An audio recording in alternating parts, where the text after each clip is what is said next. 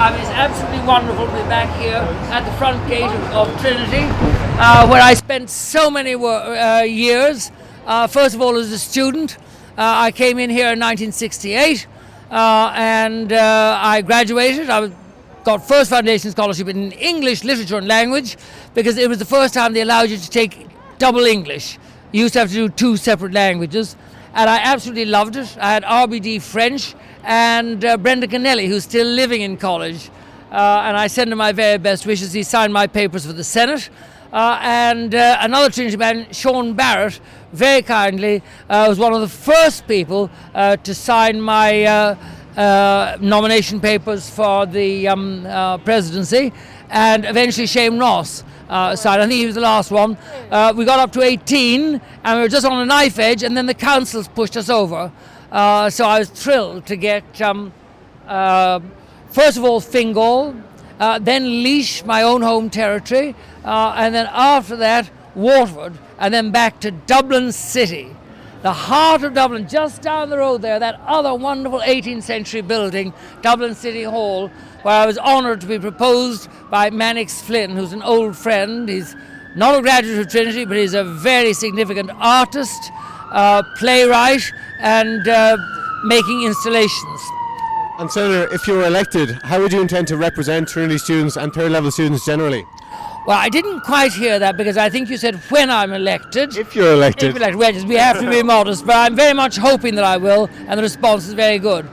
How will I help students? Well, first of all, I'll be in consultation with them, and I'll give them what I think is the best of my understanding, having been both a public representative, dealt with education bills, and promoted education. And if you ask some of your colleagues there in the different departments like pharmacy and so on, they'll be able to tell you that I was able to be of assistance to them as a politician. Now, of course, as a president, you cannot interfere with the government, but there are various ways of getting the message out. And I think it'd be wonderful to have the third Trinity president in a row. Of course, a president is for all the people and for all the universities, and throughout my career I've been to every one of the universities and the DITs, and so I have connections with not just the Phil, the HIST and so on, but also the Philosoph in Cork, the Lit and Deb, all these. And can I tell you one rather unusual thing in my background? One of my 19th century relations was a man called Bram Stoker, who's very well known for writing Dracula. But to me, it's even more significant that he's the only person in history to have been both the president of the Phil and the auditor of the HIST. It's never happened before, but I have something like that as well. Not anything like as distinguished, but in fact it's a bit undistinguished. I have the honour of having joined both the Phil and the HIST in my first term, and by the end of that term I was thrown out of both of them.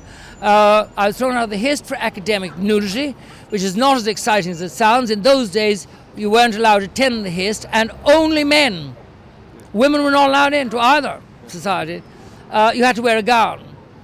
And I thought this was silly. Now, of course, I think it's great fun to wear a gown. I think it's coming back into fashion, but just as a little protest, like Sean O'Casey, the other, this is Eason's centenary or something, and they mentioned that Sean O'Casey refused to take his cap off to receive his wages.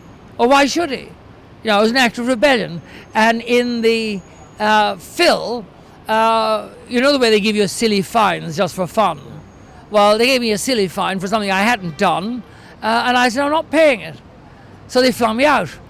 But I have gold medals from the Phil, the HIST, and all the rest of it, and I'm an honorary member of both. So, you know, there you are. But don't tell that to too many people, because they might do the same, and then the Phil and the HIST wouldn't have so many members, and it's very important to keep these great traditions. I mean, you think that Edmund Burke and people like that spoke and were involved, and I think Robert Emmet was as well, in the HIST and the Phil. I mean, there's such a glorious tradition here, both in the arts and in the science. You know, Ernest Walton, who I remember very well, who split the atom.